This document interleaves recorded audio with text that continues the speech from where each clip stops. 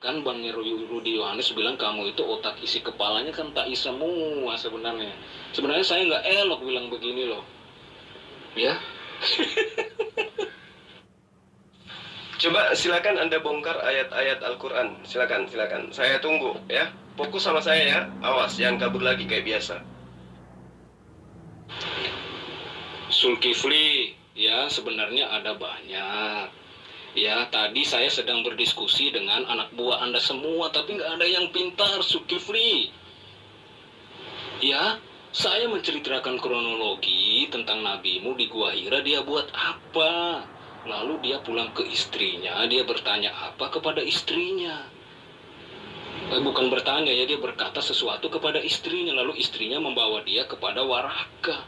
Lalu Waraka mengatakan, membuat kesimpulan, oh Muhammad, kamu bertemu dengan Jibril, itu malaikat Gabriel, itu si Jibril, malaikat utusan Allah. Sekarang saya bertanya kepada teman-temanmu tadi, Zulkifli, anak buahmu tadi, saya tanya begini. Ya, yang mengatakan bahwa Muhammad bertemu dengan Jibril di Gua Hira, ya, itu Waraka bin Nawfal atau Allah. Karena ini ada kaitan dengan perwahyuan. Kalau Allah yang mengatakan bahwa di Gua Hira itu adalah malaikatnya dia, berarti benar itu Al-Quran dari Allah. Tetapi kalau Waraka yang mengatakan bahwa itu adalah malaikat Allah, maka saya sanksi dengan Waraka, karena Waraka tidak pernah melihat siapa itu malaikat Jibril. Aduh. Alhamdulillah, ini saya anggap materi yang sangat baik. Mudah-mudahan materi ini bisa mewaraskan kamu. Jadi begini, ketika Rasulullah Muhammad SAW itu berada di Gua Hira, dia itu lagi berpikir tentang apa yang terjadi di tengah-tengah bangsanya, tengah-tengah kaumnya pada masa itu.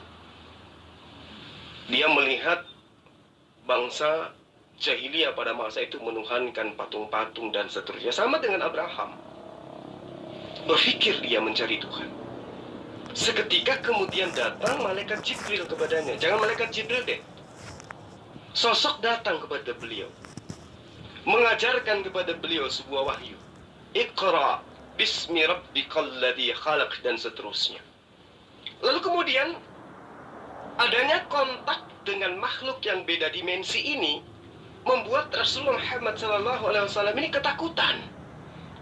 Ya, sama seperti Yesus ketika didatangi oleh malaikat, ketakutannya Yesus melahirkan keringatnya seperti bintik-bintik darah. Luar biasa tuh. Yesus aja begitu ketakutannya, apalagi Rasulullah.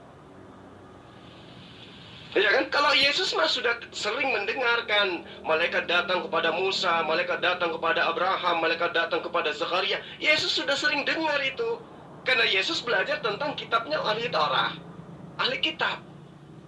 Tapi Rasulullah Muhammad SAW tidak pernah mendengarkan bahwa ada yang dikatakan malaikat datang kepada sosok manusia. Nggak pernah mendengarkan itu. Jadi wajar kemudian ketika dia ketakutan.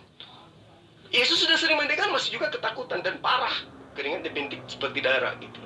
Nah, kejadian ini kemudian dia laporkan kepada istrinya yang ahli kitab. Kitabnya Khadijah bukan kitab perjanjian baru, bukan perjanjian lama. Dia betul-betul pengajaran yang masih bisa dipertanggungjawabkan, dekat daripada pengajaran Nabi Musa dan juga Nabi Isa alaihissalam. Diterangkan itu.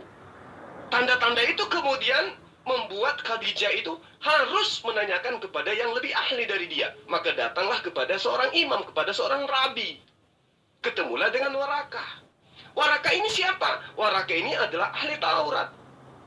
Dia ini adalah ahli Injil. Apa yang dibaca di Injilnya dia, di Torahnya dia, itu berkesesuaian dengan ciri yang terjadi kepada Rasulullah. Jadi bukan Rasulullah yang mengatakan, aku ketemu Jibril, aku ketemu Jibril. Bukan. Tidak seperti Paulus, siapakah engkau Tuhan? Akulah Yesus yang kau aniaya. Tidak seperti itu, bukan cerita dongeng kayak begitu, enggak. Jadi Rasulullah datang bersama istrinya kepada seorang imam. Imam inilah yang menunjukkan bahwa apa yang terjadi padamu itu adalah apa yang dinubuatkan di dalam kitabku.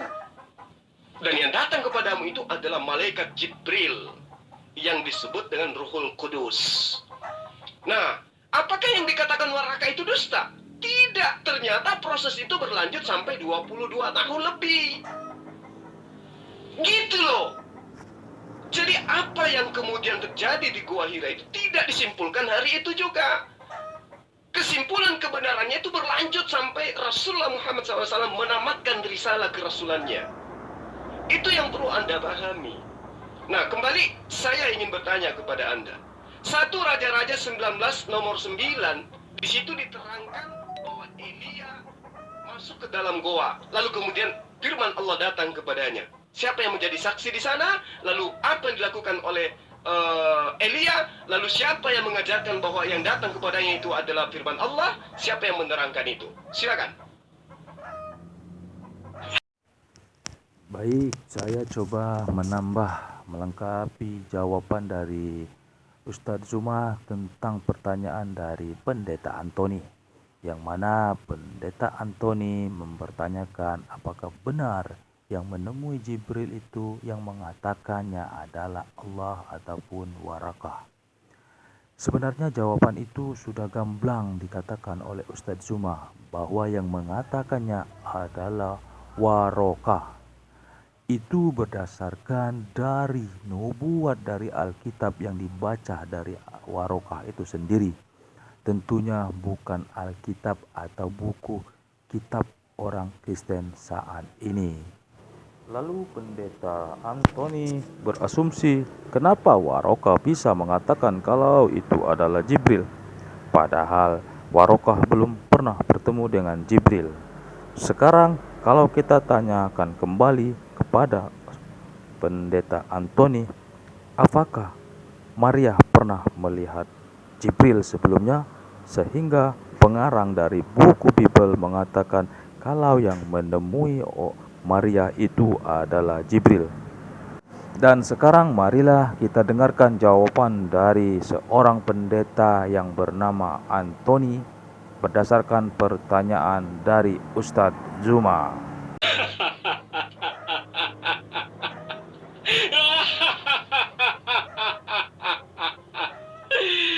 Aduh, konyol bener Zulkifli. Saya pikir kamu cerdas. Saya belum masuk kepada Waraka, ya. Kamu tidak menjawab pertanyaan saya, Zulkifli. Atas dasar apa si Waraka mengatakan bahwa itu adalah Jibril utusan Allah?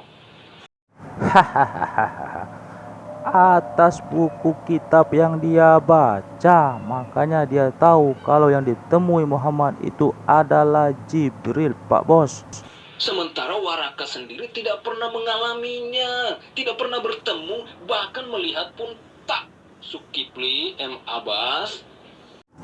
Kalau Anda mengatakan Warokah tidak pernah bertemu dengan Jibril, sekarang apakah Maria pernah bertemu dengan Jibril waktu dia mengatakan kalau dia ditemui Jibril waktu dia akan mengandung? Ya, makanya saya bertanya, tadi saya katakan saya sanksi, karena bukan Allah yang mengatakan bahwa itu adalah malaikat Jibril. Allah tidak pernah bertemu, berbicara. Ya, tadi kamu singgung, ya Zulkifli, kamu singgung bahwa karena nabi-nabi sebelumnya pernah bertemu dengan malaikat Jibril.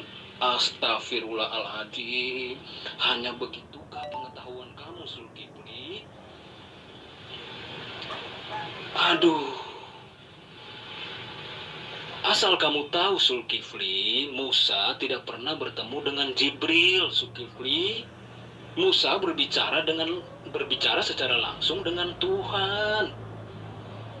Ya, makanya saya bilang, ya atas dasar apa, ya atas dasar apa Anda mengatakan bahwa itu adalah malaikat Jibril? Ya, atas dasar apa? Jangankan Anda, Waraka saja tidak pernah bertemu dengan malaikat Jibril. Lalu atas dasar apa dia mengatakan bahwa itu adalah Jibril? Ya, sosok itu banyak. Lalu yang Anda tidak paham itu, ya, malaikat Jibril itu ciri-cirinya apa? Apa yang akan dia katakan ketika dia bertemu dengan manusia? Itu semua diceritakan di dalam kitab suci Perjanjian Baru ketika dia mengunjungi Maria atau mendatangi Maria. Ya, ketika dia mendatangi Bunda Maria, Jibril memiliki ciri-ciri tertentu. Ya, maka saya katakan bahwa yang di Gua Hira itu, yang bertemu dengan si Muhammad ini, itu bukan Jibril yang sebenarnya. Ya, Anda jangan ngarang-ngarang itu, Zulkifli. Yang perlu kamu pahami itu adalah Waraka ini adalah ahli Taurat. Dia adalah ahli kitab. Dia bisa bahasa Ibrani, dia bisa bahasa Aramaik. Artinya, dia memahami kitabnya Nabi Musa alaihissalam. Dari mana kemudian dia bisa mengetahui bahwa yang datang kepada Rasulullah Muhammad sallallahu alaihi wasallam itu adalah seorang nabi, seorang malaikat Jibril? Karena di dalam kitabnya dia diterangkan seperti itu. Ya, bukan yang ada di dalam kitabmu kemudian, tapi di kitabnya Waraka yang menerangkan tentang sosok yang akan datang. Nabi itu sama seperti Musa. Dan ia datang dari apa? Dari saudaranya Bani Israel. Saudara Bani Israel berarti dari Bani Ismail. Makanya banyak di antara mereka orang-orang Yahudi ini itu sengaja datang ke Jazirah Arab untuk menunggu dan menyaksikan kedatangan sosok Nabi tersebut. Lalu kemudian terkait dengan Ruhul Kudus. Ruhul Kudus yang dijanjikan oleh Yesus itu adalah ciri-cirinya mengingatkan kembali apa yang pernah Yesus ajarkan kepada Bani Israel. Nah, saya katakan kepadamu bahwa ketika Yesus mengatakan Ruhul Kudus itu akan datang kepada murid-murid Yesus, mengajarkan kembali kepada murid Yesus tentang apa yang Yesus ajarkan kepada mereka awal kali, maka yang muncul pertanyaan adalah, apa ajaran Roh Kudus kepada Paulus yang berkesesuaian dengan ajaran Yesus kepada murid-muridnya? Apa ajaran Roh Kudus kepada penulis-penulis kitabmu yang berkesesuaian dengan ajaran Yesus kepada murid-muridnya? Sementara ketika Rohul Kudus datang kepada Rasulullah Muhammad SAW, benar, dia kembali mengingatkan perkataan-perkataan Yesus kepada Bani Israel. Anda silakan baca Yohanes 14 nomor 26. Ketika Rohul Kudus itu datang, maka tugasnya adalah kembali mengingatkan kepadamu tentang ucapan yang pernah aku ucapkan kepadamu. Makanya kemudian Waraka itu mengetahui bahwa yang datang ini adalah benar-benar Jibril. Dialah Rohul Kudus yang akan datang mengajarkan segala sesuatunya tentang hukum-hukum, tentang keadilan dan pengisapan dunia akan dosa. Nah, kalau bukan Rasulullah Muhammad SAW, lalu kepada siapa Rohul Kudus itu datang? Coba Anda jawab ini dulu. Kalau bukan kepada Rasulullah Muhammad SAW, lalu kepada siapa Rohul Kudus ini akan datang setelah Yesus itu pergi? Jawab.